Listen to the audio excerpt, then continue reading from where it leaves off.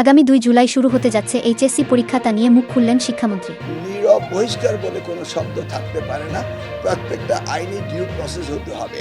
অর্থাৎ আপনি ক্লাসরুমে নকল করেছেন কি করেননি সেটা সেখানেই আপনাকে প্রমাণিত হতে হবে। নীরবে কেউ বাড়িতে বসে কাউকে বহিষ্কার করতে পারে না, এটা আইনগত প্রযোজ্য নয়। আইন শৃঙ্খলার অবনতি ঘটার জন্য কোনো পরীক্ষার্থীকে বহিষ্কার করতে হবে এমন কোনো বিধান কখনো ছিল না। আমি 2001 থেকে 2006 পর্যন্ত এই নকল প্রতিরোধ আন্দোলন করেছিলাম, সেই সময় এটা ছিল না। এটা হতে পারে না, এটা নেই, এবং নতুন সংশোধিত আইনে এটা থাকছে না, থাকবে না। আমি নিশ্চিত বলছি এই ধরনের কোনো আইন হতে পারে না। এটা পুরনো কপি, ওই পুরনো কপি না দেখেই ছেড়ে দিয়েছে তারা। Okay, it should be corrected immediately.